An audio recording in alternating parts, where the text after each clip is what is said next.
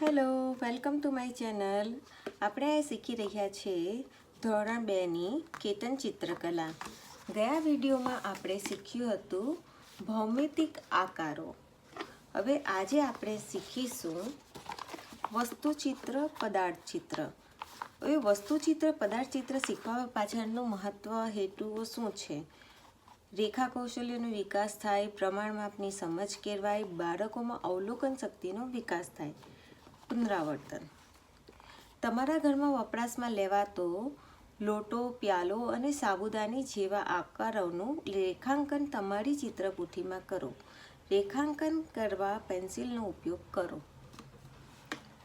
અહીં તમે જોઈ શકો છો કે એક માટલું આપ્યું છે, ડબ્બો આપ્યો છે અને તપેલી આપી છે. આ આપણા ઘર વપરાશમાં વપરાતી વસ્તુઓ છે. ઉપર ડાબી બાજુ માટલી, ડબ્બો, તપેલીના આકારો દોર્યા છે. તેનો ઉપયોગ કરો. જમણી બાજુ આ આકારોની રેખાકૃતિને પૂર્ણ કરો. રેખાકૃતિ પૂર્ણ કરવા પેન્સિલનો ઉપયોગ કરો. એટલે કે આ જે ચિત્ર આપ્યા છે તે ડોટ આપણે જોઈન કરીને પૂર્ણ ચિત્ર બનાવવાનું છે.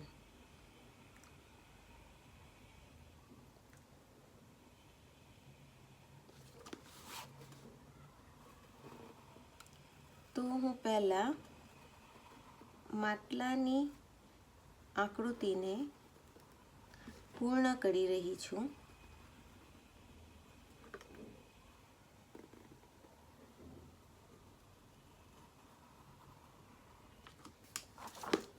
અહીં આપણને કલર કરવા માટે નથી લખ્યું, તો આપણે અહીં કલર કરીશું નહીં.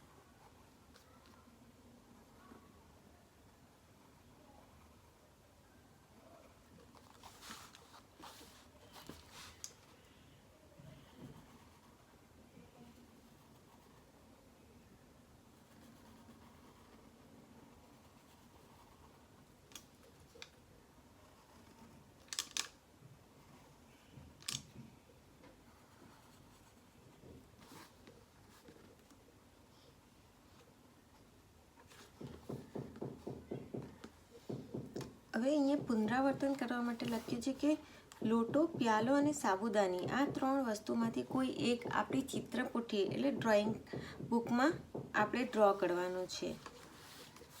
તો ડ્રો કરીશું આપણે. આ છે પ્યાલો.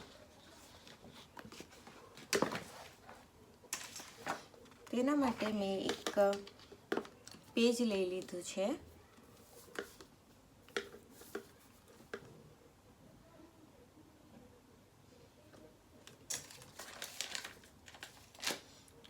અને એક સ્કેલ લઈ લીધી છે.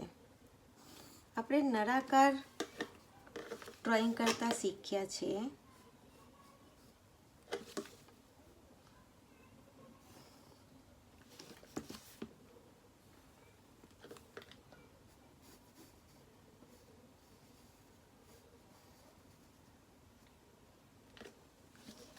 તો આ આપણો પ્યાલો એટલે કે ગ્લાસ છે.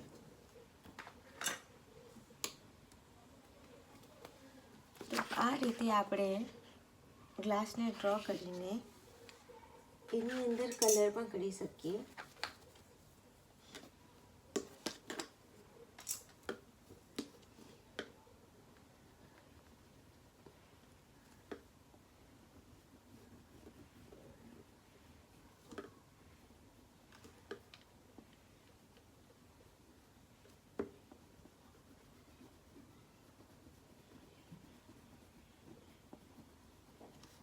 આગળના આપણે ચિત્રપોથીમાં એક વિડીયોમાં જોયું તે રીતે શેડિંગ પણ કરી શકાય.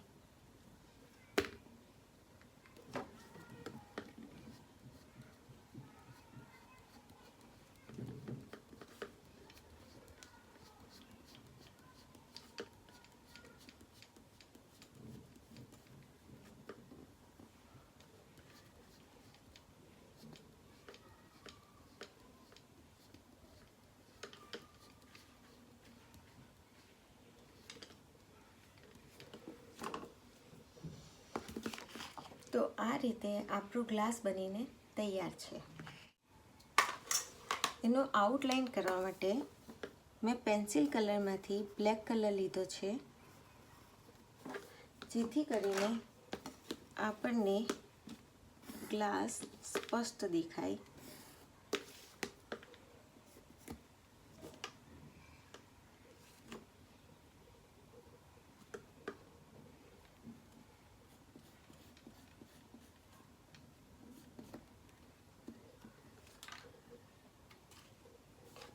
હવે જોઈ લો, આપણું ગ્લાસ બનીને રેડી છે.